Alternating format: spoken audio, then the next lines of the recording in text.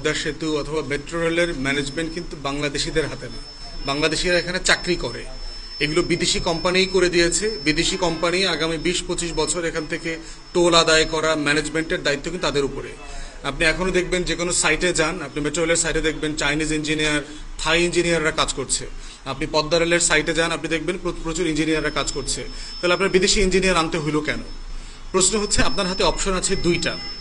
একটা হচ্ছে আপনি বিদেশ থেকে লোক ধার করে অথবা ঋণ করে এনে আপনি একটা কাজ করাবেন, আর একটা হচ্ছে একটা কোম্পানিকে আপনি লিজ আউট করবেন যে তার নিজের টাকায় এখানে ইনভেস্ট করে টেকনোলজি এনে, প্রযুক্তি এনে ডেভেলপ করে দিয়ে একটা সার্টেন টাইমের পরে সে চলে যাবে। দুইটা অপশন।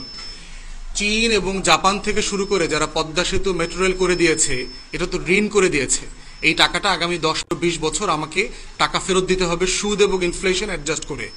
কিন্তু যেই কোম্পানিটা বন্দর ম্যানেজমেন্ট করতে আসবে সে কিন্তু এখান থেকে প্রফিট করে টাকা নিয়ে যাবে এবং আমাকেও টাকা দেবে এবং তার সাইনিং মানিও আছে। তাহলে দ্বিতীয়ত হচ্ছে যে আপনি যে বিদেশে আবার লোক পাঠাবেন, টাকাটা পাবেন কোথায়? আপনার দেশের সরকারি কর্মকর্তাদের বেতন দেওয়া যাচ্ছে না, টাকা ছাপাইতে হচ্ছে। আপনার ট্রেজারি তো সরকার খালি করে দিয়ে গেছে।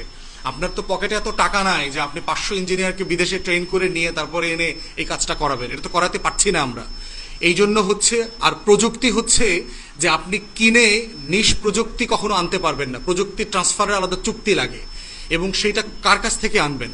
আপনি একটা লাঠি শুধু একজনের কাছ থেকে কিনে আনলে তো হবে না, ওই লাঠিটা কিভাবে অপারেট করতে হয় সেটার জন্য তো আপনার একটা টেকনোলজিক্যাল নো হাউ যারা জানে এই মানুষগুলোকে লাগবে। সবকিছু মিলায়ে এইটার প্রোডাক্টিভিটি যেখানে এখন আছে এই গতিতে চালিয়ে আমরা আসলে বেশি দূর নিতে পারবো না। আমাদেরকে এইটা বিদেশিদের সাহায্য এখানে নিতে হবে। নির্বাচিত সরকার অনির্বাচিত সরকারের বিষয় না, বিষয় হচ্ছে দেশের অর্থনীতিকে আপনি হোল্ড করে রাখবেন কিনা। যেমন ধরেন এখন জলাবদ্ধতা তৈরি হচ্ছে না বাংলাদেশে বৃষ্টিতে, তো অন্তর্বর্তীকালীন সরকার বলল যে ভাই এই জলাবদ্ধতা সার্ভ করার দায়িত্ব তো আমার না, তো এটা নির্বাচিত সরকার এসে করুক। তারপর হচ্ছে আপনার ওই যে বজ্রপাতে 16 জন মারা গেল, তো বজ্রপাতে কে মারা গেল না মারা গেল এইটা দেখার দায়িত্ব অন্তর্বর্তীকালীন সরকারের না, এটা নির্বাচিত সরকার এসে করবে। ঢাকা শহরে অনেক ট্রাফিক জ্যাম, ধুলাবালিতে ধুয়ে গেছে সব, সিডর হচ্ছে, বঙ্গোপসাগরে সাইক্লোন হচ্ছে, তো অন্তর্বর্তীকালীন সরকারের কিছু করবার দরকার নাই, এটা নির্বাচিত সরকার এসে করবে। তাহলে সরকার কি করবে কি করবে না, আপনার জীবনের কোন অংশটা বাকি রাখবে বলেন? অর্থনীতি তো আপনার জীবনের চালিকা শক্তি। এই অর্থনীতি যদি না থাকে, আপনার ব্যাংক যদি না থাকে, আপনার যদি জব তৈরি না হয়, আপনার বন্দরে এক্সপোর্ট ইম্পোর্ট না হয়, তাহলে নির্বাচিত সরকার এসে কোন কাজটা করতে পারবে? এবং এই কাজগুলো তো চলমান, এমন না যে পাহাড়ি ঢল 2025 সালের মে মাসে শুরু হয়েছে। পাহাড় থেকে পানি তো আজকে থেকে পড়ে না, প্রতি বছরই পড়ে। তা আমার পাহাড়ি ঢল তো নিয়ন্ত্রণ করতে হবে, যেন চিটাগাংয়ের পাহাড়ে যারা থাকে তারা যেন মরে না যায়। এই জন্য এই কথাগুলো তো বলা হচ্ছে, মানে এটা খুব প্র্যাকটিক্যাল কথা না। যেই সমাধানগুলো রাষ্ট্রের নাগরিককে প্রত্যেক দিন কষ্ট দেয় সেইটা সমাধান তাকে করতে হবে, তাকে এটা ছেড়ে দেওয়া যাবে না। গার্মেন্টসের শ্রমিকরা বেতন ভাতা নিয়ে আন্দোলন করছে না, গত ঈদে এই ঈদে করবে, তো এখন নির্বাচিত সরকার এসে তো অন্তর্বর্তীকালীন সরকার এসে বলতে পারে ভাই গার্মেন্টস তো আমি বানাই নাই, আমিও বন্ধ করি নাই, তাহলে তাদের বেতন ভাতা নিয়ে আমি কাজ করবো না, নির্বাচিত সরকার এসে করবে।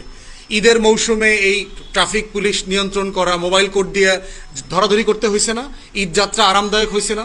অন্তর্বর্তীকালীন সরকার তো বলতে পারতো যে ভাই এগুলোর মধ্যে আমি নাই, আমার দায়িত্ব নির্বাচন করে চলে যাব, নির্বাচিত সরকার আইসা মোবাইল কোড বসাবে।